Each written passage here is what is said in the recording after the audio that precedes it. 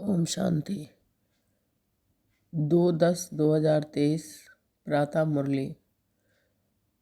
आज बाबा ने कहा, मीठे बच्चे, नई दुनिया के लिए बाप तुम्हें सब नई बातें सुनाते हैं, नई मत देते हैं। उनकी गतमत न्यारी गाई जाती है। प्रश्न है, रहमदिल बाप सभी बच्चों को किस बात में सावधान कर ऊंच तकदीर बना देते हैं? उत्तर है, बाबा कहते हैं, बच्चे तुम तकदीर ऊंच बनानी है तो सर्विस करो। अगर खाया और सोया सर्विस नहीं की तो ऊंची तकदीर नहीं बना सकेंगे। सर्विस के बगैर खाना हराम है।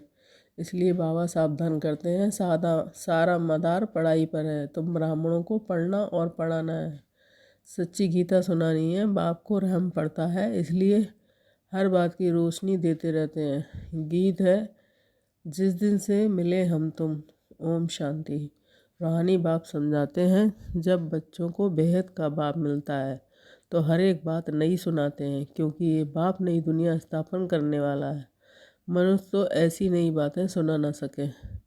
बाप, जिसको हेवनली गॉडफादर कहा जाता है, वह बेहद का बाप सूर्य की स्थापना करने वाला है, नरक की स्थापना करने वाला है रावण। 5 विकार स्त्री में और 5 विकार पुरुष में वह हो गई रावण संप्रदाय। तो ये नई बात सुनाई ना। स्वर्ग बनाने वाला है परमपिता परमात्मा, जिसको राम कहते हैं। नरक बनाने वाला है रावण, जिसका चित्र बनाकर वर्ष वर्ष जलाते हैं। एक बार जल गया तो फिर उनका एफिजी देखने में थोड़े ही आएगा। वह आत्मा जाकर दूसरा शरीर लेती है। फीचर्स आज बदल जाते हैं, ये तो रावण के वही फीचर्स वर्ष वर्ष बनाते और जलाते हैं। वास्तव में जैसे निराकार शिव बाबा का कोई फीचर नहीं है, वैसे रावण का भी कोई फीचर नहीं है। ये रावण तो बेकार है। बाप ये समझाते हैं, मनुष्य भक्ति मार्ग में क्या चाहते हैं। भगवान आते ही हैं भक्ति का फल देने व रक्षा करने, क्योंकि भक्ति में दुख बहुत है। सुख है अल्पकाल क्षणभंगुर। भारतवासियों का बिल्कुल दुखी जीवन है। कोई का बच्चा मरा, कोई का देवाला निकला, जीवन तो दुखी रहता है ना। बाप कहते हैं, मैं आता हूँ सभी का जीवन सुखी बनाने। बाप आकर के नई बात बताते हैं, कहते हैं, मैं आया हूँ स्वर्ग की स्थापना करने। वहाँ तुम विकार में नहीं जाएंगे। वह है निर्विकारी राज, वह है विकारी राज। अगर तुमको स्वर्ग का राज चाहिए तो वह बाप ही स्थापन करते हैं। नरक का राज रावण स्थापन करते हैं। तो बाप पूछते हैं, तुम स्वर्ग में चलेंगे? वैकुंठ की महारानी महाराजा विश्व के मालिक बनेंगे? ये कोई बेलसास आदि की बातें नहीं है। बाप ऐसे नहीं कहते कि राम राम कहो व दर दर धक्के खाओ।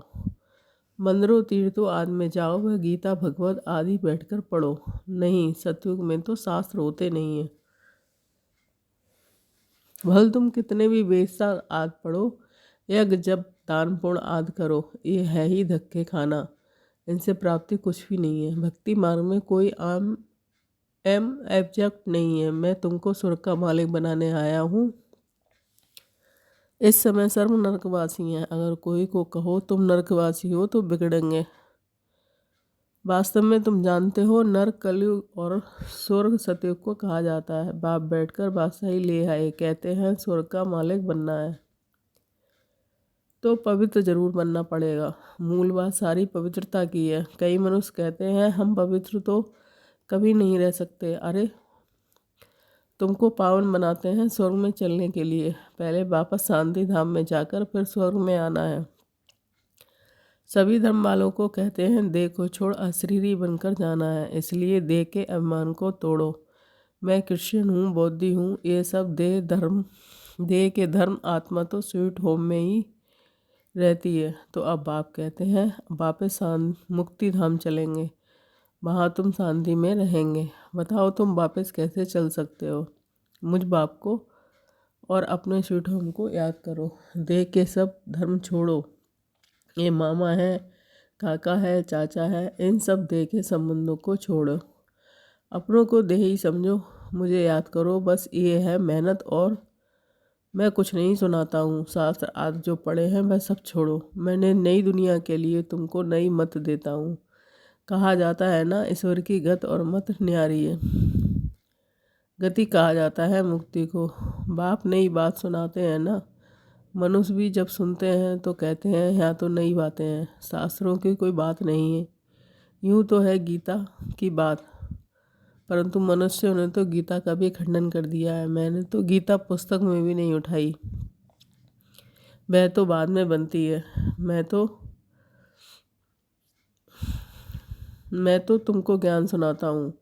ऐसे कोई कभी नहीं कहेंगे कि तुम मेरे सिकीले बच्चे हो। ये निराकार परमात्मा ही कहते हैं। निराकार आत्माओं से बात करते हैं, आत्मा सुनती है।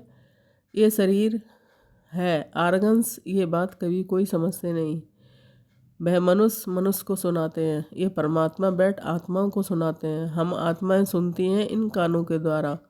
तुम जानते हो परमपिता परमात्मा बैठ समझाते हैं, मनुष्य तो ये बंडर खाते हैं। भगवान कैसे समझाएगा, वह तो समझते हैं। श्री कृष्ण भगवान आवाज, अरे श्री कृष्ण तो देहधारी है, मैं तो देहधारी नहीं हूँ, मैं तो विदेही हूँ और विदेही आत्माओं को सुनाता हूँ। तो ये नई बातें सुनने से मनुष्य चकित हो जाते हैं। तुम कल पहले बच्चे सुनकर गए हैं, उन्हों को तो बहुत अच्छा लगता है, पढ़ते हैं। मम्मा बाबा कहते हैं इसमें अंधश्रद्धा की तो कोई बात हो ना सके। लौकिक रीति भी बच्चे माँ को बाप को कहते हैं। अभी तुम उन लौकिक माँ बाप की याद छोड़ पारलौकिक माता पिता को याद करो। ये पारलौकिक माँ बाप तुम्हें अमृत की लेन देन सिखाने वाले हैं। कहते हैं कि हे बच्चे, अब विष की लेन देन छोड़ो। मैं तुमको भी जो शिक्षा देता हूँ वह एक दो को दो, तो तुम स्वर्ग के मालिक बन जाएंगे। थोड़ा सुनेंगे तो भी स्वर्ग में आ जाएंगे, परंतु औरों को आप समान बना नहीं सकते, तो दास दासी जाकर बनेंगे। दास दासियों में भी नंबरवार होते हैं। बच्चों को संभालने वाले दास दासियाँ जरूर अच्छे मतरबे वाले होंगे। यहाँ रहते हुए फिर भी अगर पढ़ते नहीं तो दास दासी बन पढ़ते हैं। प्रजा में भी नंबर होते हैं। जो अच्छी रीति पढ़ते हैं वह इतना उच्च पद पाते हैं कि प्रजा में साहूकारों के भी दास दासियाँ होंगे। हर एक को अपनी शक्ल देखनी है, हम क्या बनने लायक हैं। बाबा से अगर कोई पूछे तो बाबा झट बता देंगे। बाप तो सब कुछ जानते हैं और सिद्ध कर बतलाते हैं कि इस कारण ये तुम बनेंगे। भल सरेंडर किया है, उसका भी हिसाब किताब है। सरेंडर किया है परंतु कुछ सर्विस नहीं करते, सिर्फ खाते पीते रहते हैं। तो जो दिया है वह खाकर ख़त्म करते हैं। दिया सुखाया, सर्विस नहीं की तो थर्ड क्लास दासी जाकर बनेंगे। हाँ, सर्विस करते हैं और खाते हैं तो ठीक है, धंधा कुछ नहीं करते तो खा कर ख़त्म कर देते हैं, फिर और भी बोझा चढ़ जाता है। यहाँ रहते हैं, दिया सुखाया, जो भल नहीं देते परंतु सर्विस बहुत करते हैं तो वह उच्च पद पा लेते हैं। मम्मा ने धन कुछ नहीं दिया परंतु पद बहुत ऊंचे पाती है, क्योंकि बाबा की रूहानी सर्विस करती है। हिसाब है ना, कईयों को नशा रहता है, हमने तो सब कुछ दिया है, सरेंडर हुए हैं, परंतु खाते भी तो है ना। बाबा मिसाल तो सब बताते हैं, सर्विस नहीं की, खाया और खल्लास किया। कहते हैं ना, जिन सोया तिन खोया। 8 घंटा सर्विस करने बगैर खाना हराम है। खाते रहेंगे तो जमा कुछ नहीं होगा, फिर सर्विस करनी पड़ेगी। बाप को तो सब बतलाना पड़ता है ना। जो कोई ऐसे नहीं कहे कि हमको बतलाया क्यों नहीं। बाबा ने सब कुछ दिया और फिर सर्विस भी करते रहते हैं, तो उच्च पद भी है। सरेंडर हुए और बैठ खाया, सर्विस नहीं की तो क्या बनेगा। श्रीमत पर चलते नहीं। बाबा खास समझा रहे हैं, ऐसे नहीं कि पिछाड़ी को कहें कि हमारा पद ऐसा क्यों हुआ। तो बाप समझाते हैं, सर्विस ना करना, मुफ्त में खाना, इसका नतीजा कल्प कल्पांतर का ये हो जाएगा। इसलिए बाबा सावधान करते हैं, समझना चाहिए कल्प कल्पांतर के लिए हमारा पद भ्रष्ट हो जाएगा।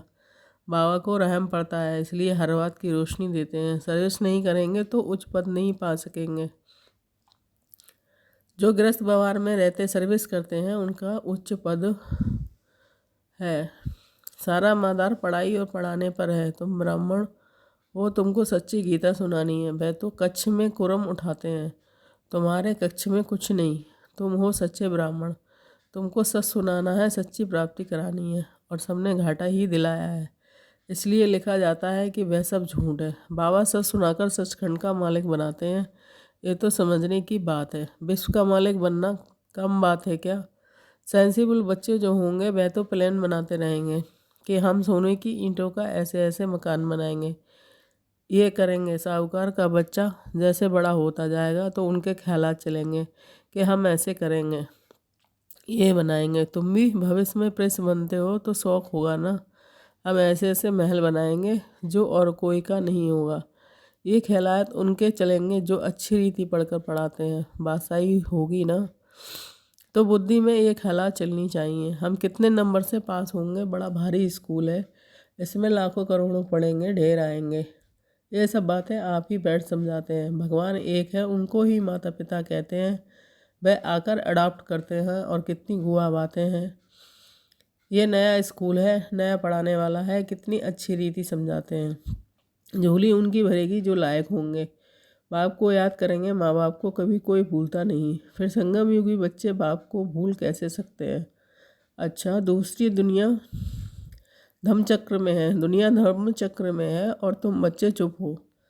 चुप में है शांति, शांति में है सुख। तुम जानते हो मुक्ति के बाद फिर है जीवन मुक्ति। तुम बच्चे सिर्फ 2 अक्षर याद हैं, अल्फ अल्लाह और बे बादशाही। सिर्फ एक अल्फ को याद करने से बादशाही मिल गई, बाकी क्या बचा? बाकी रही छाछ। अल्फ मिला गोया मक्खन मिला, बाकी सब है छाछ। ऐसे है ना, हम चुप रहते हैं, जानते हैं चुप रहकर हम श्रीपद पर चलते हैं। परंतु बंडर ये है कि बच्चे अल्प को भी पूरा याद नहीं करते, भूल जाते हैं। माया तूफान लाती है, बाप भी कहते हैं मन मनावा मध्याजीवी भव। गीता में अक्षर है तो तुमको गीता वालों से अर्थ पूछना चाहिए कि मन मनावा मध्याजीवी भव का अर्थ क्या है। बाप कहते हैं मुझे याद करो तो तुमको बादशाही मिलेगी। सब दे के धर्म छोड़ दे ही बन जाओ और बाप को याद करो तो बादशाही मिलेगी। ग्रंथ में भी कहते हैं जब वो अल्प को तो बादशाही मिलेगी, सचखंड की राजाई मिलती है। हम दुनिया से बिल्कुल न्यारे हैं और कोई भी ऐसे नहीं कहेंगे बाप तुम्हें नई दुनिया सुनाते हैं। बाकी सब पुरानी बातें ही सुनाते हैं। बात बड़ी सहज है, अल्प के बनो तो बादशाही मिलेगी, फिर भी पुरुषार्थ तो करना पड़े। आप सुमन बनाने की जितनी सर्विस करेंगे उतना फल मिलेगा। मनुष्य ना अल्प को जानते हैं ना बे को जानते हैं। बे माना बादशाही का मक्खन, श्री कृष्ण के मुख में मक्खन दिखाते हैं ना। जरूर स्वर्ग की स्थापना करने वाले ने ही बादशाही दी होगी। अच्छा, मीठे मीठे सिकील दे बच्चों के प्रति माता पिता बाप दादा का याद प्यार और गुड मॉर्निंग। रूहानी बाप की रूहानी बच्चों को नमस्ते। धारणा के लिए मुख्य सार 1 पॉइंट स्वीट, वापस स्वीट होम घर जाना है, इसलिए देह के धर्मों और संबंधों को भूल स्वयं को देही समझना है, इसी अभ्यास में रहना है। 2 पॉइंट, बाप की जो शिक्षाएं मिली हैं वह दूसरों को देनी है, आप समान बनाना है, 8 घंटे सर्विस जरूर करनी है। वरदान है शुद्ध फीलिंग द्वारा फ्लू की बीमारी को ख़त्म कर, वरदानों से पलने वाले सफलता मूर्त भाव। स्पष्टीकरण, सभी बच्चों को बाप दादा की श्रेष्ठ मत है, बच्चे सदा शुद्ध फीलिंग में रहो। मैं सर्वश्रेष्ठ अर्थात कोटों में कोई आत्मा हूँ, मैं देव आत्मा हूँ, मैं महान आत्मा हूँ, विशेष पाठधारी आत्मा हूँ। इस फीलिंग में रहो तो व्यर्थ फीलिंग का फ्लू नहीं आ सकता। जहाँ ये शुद्ध फीलिंग है वहाँ अशुद्ध फीलिंग नहीं हो सकती। इससे फ्लू की बीमारी से अर्थात मेहनत से बच जाएंगे और सदा स्वयं को ऐसा अनुभव करेंगे कि हम वरदानों से पल रहे हैं, सेवा में सफलता पा रहे हैं। स्लोगन, संगम युग भी मर्यादा पुरुषोत्तम बनना, यही ब्राह्मण जीवन का श्रेष्ठ लक्ष्य है। ओम शांति।